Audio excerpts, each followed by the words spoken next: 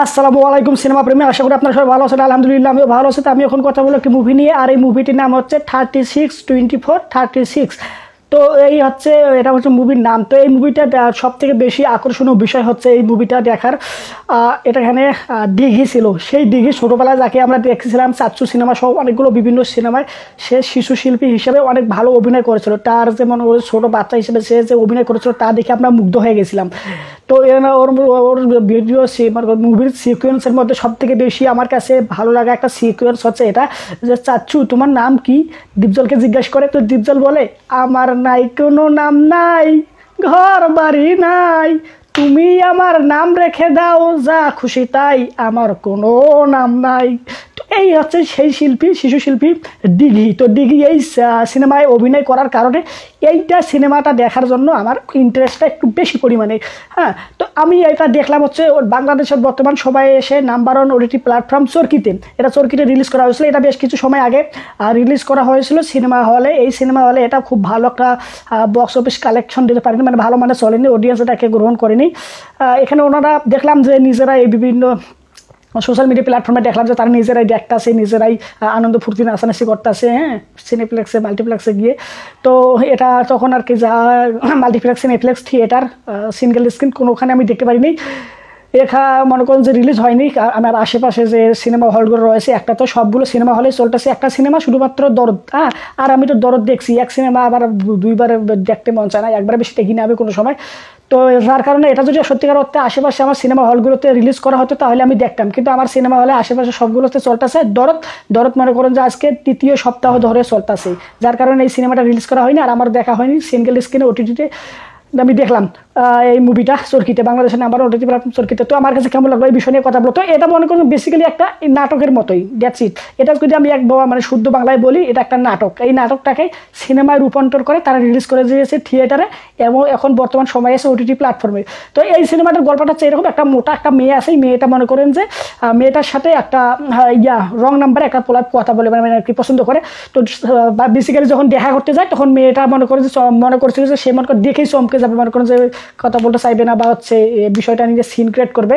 তো তেমনটা হয় না। ছেলেটা মনে করে যে মেয়েটা যখন আসে সুন্দরভাবে ব্যবহার করে যায়, মানে কোনো ব্যাপার না, মোটাটা কী হয়েছে কোনো ব্যাপার না, তারা কাজটা মানে খায়, কথাবার্তা করে, ঘোরাফেরা করে, মনে করছে স্বাভাবিকভাবেই। কিন্তু যখন বিদায় নেয়, রাত্রেবেলা বিদায় হয় যখন, তখন মেয়েটা বাসায় যায়, ছেলেটা বাসায় আসে। এরপরে ছেলেটা ফোনটা বন্ধ করে দেয়, তারপর মনে হয় শুরু হয়ে যায় ঝামেলা। তো মেয়েটা তো খুশি ছিল, ছেলেটা মনে করে এই বিষয়ে বিন্দু পরিমাণ সিক্রেট বা বিন্দু পরিমাণে কোনো প্রকার অস্বাভাবিক কথা মানে কথাবার্তা বলেন বা আচরণ বলেন এরকমটা করেনি।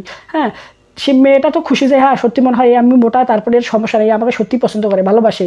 তো দ্যাটস ইট। তারপরে কি হবে সে মনে করেন যে আলাদা হয়ে গেল, তারপর তাদের দেখা হবে কি দেখা হবে না, তারপর তাদের জীবনের কি একটা বড় ধরনের একটা টুইস্ট অ্যান্ড টার্ন রয়েছে এখানে। এইটাই টুইস্ট অ্যান্ড টার্নটা দেখার জন্য আপনাকে দেখে নিতে হবে এই মুভিটি এখনও বর্তমান থিয়েটারে চলতেছে। আপনারা যারা দেখতে আশেপাশে যদি রিলিজ হয় খোঁজ করে দেখেন, যদি চলে তাহলে আপনি দেখবেন, না হলে ওটিটি প্ল্যাটফর্ম চরকিতে দেখতে পারেন। ওকে, তো এখানে বেসিক্যালি এই গল্পটাকে প্রেজেন্ট করা হয়েছে সুন্দর করে। আর এই মোটা হচ্ছে মেয়েদেরকে নিয়ে আরও একটা মুভি আমি দেখেছি আর হচ্ছে রিভিউ করেছি, সেটার নাম হচ্ছে মনে হচ্ছে ফাটাফাটি একটা মুভি রয়েছে। ওখানে ছিল আবির চ্যাটার্জি। হ্যাঁ, ওটা হচ্ছে কলকাতা টলিউডের মুভি।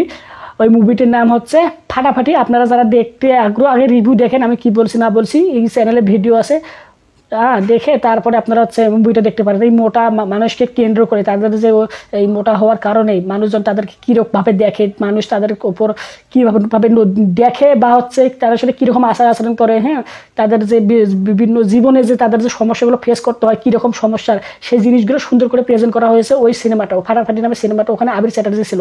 এই সিনেমাটা আপনারা দেখতে পারেন। ওকে, তো এই সিনেমাটা কালার গ্রেডিং বা হচ্ছে সিনেমাটোগ্রাফি ছিল হচ্ছে ঝকঝকা ফকফকা, কোনো প্রকার এক্সট্রা যে রয়েছে যে ব্ল্যাক অ্যান্ড হোয়াইট সব অন্যান্য কালার যে অন্যান্য সিনেমায় আমরা দেখে থাকি, এখানে তা ছিল না। এখানে রঙিন কালার ছিল, চকচকা ফকফকা ঝকঝকা। দেখ, আর এখানে হচ্ছে বিজিএম বা হচ্ছে বিজিএম ব্যাকগ্রাউন্ড মিউজিক বা সাউন্ড ইফেক্ট আহামরি লেভেলে ছিল না। তবে মুভিতে মনে করেন যখন বাজছে ভালোই লাগছে, আহামরি লেভেলে ছিল না। এর পাশাপাশি মনে করেন যে ভিএফএক্স সিজিএস ভিজুয়াল ইফেক্টের কাজ এখানে ছিল না, এইসব বললে লাভ নাই। মেকআপ আর কস্টিউমের ক্ষেত্রে মেয়েটাকে মোটা দেখানো হয়েছে, সেই মেয়েটা দেখতে মোটা হলেও তার মনে করেন যে একদম সৌন্দর্য করে মেকআপ করে সৌন্দর্য করেছে, তারপর মনে করেন যে এই জিনিসটা বোঝানো হয়েছে তারা সুন্দর থাকা সত্ত্বেও মোটা মানুষেরা তাদেরকে কেউ পছন্দ করে না আর কি, তাদেরকে কি মানুষ ইগনোর করে অ্যাবাউট করে। তো এই বিষয়টা সুন্দর করে দেখানো হয়েছে। এডিটিং ছিল ফাস্ট, অলমোস্ট 2 ঘন্টা 2 ঘন্টা থেকে একটু কম এই মুভিটা। আপনারা অবশ্যই দেখে নিতে পারেন। প্রযোজনা বা বাজারের ক্ষেত্রে হয়তো বা এই মুভিটা, আমি শিওর না, হয়তো বা এই মুভিটা চরকি যে বাংলাদেশের ওটিটি প্ল্যাটফর্ম বা প্রোডাকশন হাউস রয়েছে তাদের অর্থায়নে সম্ভাবনা রয়েছে, নির্মিত হয়েছে। আমি এই বিষয়ে বেশি রিসার্চ করিনি, তাই সঠিকটা আমি জানতে মানে বলতে পারতাছি না। ওভারঅল এই মুভিটা মনে করেন যে আমি বেশ কিছু সময় ধরে মনে করেন যে বাংলাদেশে আমাদের বর্তমান কোনো ভালো মানের কাজই আসতেছে না। আর আপনারা দেখবো কি, আমরা তো মনে করেন যে হলিউড, বলিউড, সাউথ সহ এগুলো দেখতেছি। তো এর পাশাপাশি মনে করেন যে বাংলাদেশে যেসব রিলিজ হচ্ছে, যেমন কিছুদিন আগে বিনজে রিলিজ হয়েছে ফ্রেঞ্জি, ওটা দেখছি। এখন সার্কিটের রিলিজ হলো হচ্ছে 24, 36, 24, 36। ওকে, এভাবে বেসিক্যালি যেগুলো রিলিজ হচ্ছে বাংলাদেশের থিয়েটারে বা হলে, এর পাশাপাশি ওটিটিতে আমরা এগুলো দেখতেছি আর এগুলো নিয়ে কথাবার্তা বলতেছি। যদিও বাংলাদেশের কোনো আমারই কাজ নাই, বাংলাদেশের বর্তমান সময়ে এসে মনে হচ্ছে যে সিনেমা ইন্ডাস্ট্রি নাই বললেই চলে। হ্যাঁ, একটা সিনেমা রিলিজ হয়েছে দরদ নামে, সেটাও Shakib Khan mega star Dhallywood king, তার সিনেমাটা খুব আহামরি লেভেলের বক্স অফিস কালেকশন করতে পারতেছে না। আমরা যে প্রেডিক্ট করছি, আমরা যাদের যে এক্সপেকটেশনটা তা ফুলফিল করতে পারিনি। এর কারণে মনে করেন যে সিনেমাটা যেহেতু এর আগে তুফান রিলিজ হয়েছে, যেটা 56 কোটি টাকা ইনকাম করে বাংলাদেশের নাম্বার 1 সিনেমা হিসেবে পরিণত হয়েছে, ঠিক তার পরের সিনেমা, সেই শাকিব খানের পরের সিনেমা, এটা মনে করেন যে এটাও খুব ভালো পরিমাণের একটা মনে করেন যে উড়ে ধরে চলার কথা, কিন্তু সেটা খুব বেশি একটা ভালো না। তো আমি এই বিষয়ে বেশি কথা না বলি। তো ওভারঅল এই ছিল হচ্ছে 36, 24, 36 সিনেমাটা নিয়ে আমার ওপিনিয়ন। তো আপনারা যদি দেখে থাকেন তো আপনাদের কাছে কেমন লাগছে অবশ্যই কমেন্ট করে জানাবেন। আর যদি না দেখে থাকেন অবশ্যই দেখে নিতে পারেন। বাংলাদেশে মনে করছে খুব বেশি আমার একটা কাজ নাই, টুকটাক যে 2টা একটা কাজ আসতেছে, এগুলো দেখবেন, দেখলে আর কি ক্ষতি। হ্যাঁ, কমেন্ট করে জানাবেন কেমন লাগলো না লাগলো। ভিডিওটাকে লাইক দেন, চ্যানেলটা সাবস্ক্রাইব করেন, চ্যানেলটা সাবস্ক্রাইব পাশাপাশি ভিডিওটা শেয়ার করবেন সোশ্যাল মিডিয়া প্ল্যাটফর্মে। এর সাথে শেয়ার করবেন আপনার মা বাবা, ভাই বোন, আত্মীয় স্বজন, পাড়া প্রতিবেশী এবং বন্ধু বান্ধবের কাছে। আর এই ভিডিওটা ব্যক্তিগতভাবে শেয়ার করতে পারেন হচ্ছে মোটা যেসব ব্যক্তিগত রয়েছে, ছেলে বা মেয়ে, তাদের কাছে। তারা তো মনে করেন যে তাদেরকে কেন্দ্র করে এই মুভি বা ওয়েব সিরিজ যাই বলেন, এটা রিলিজ করা হয়েছে।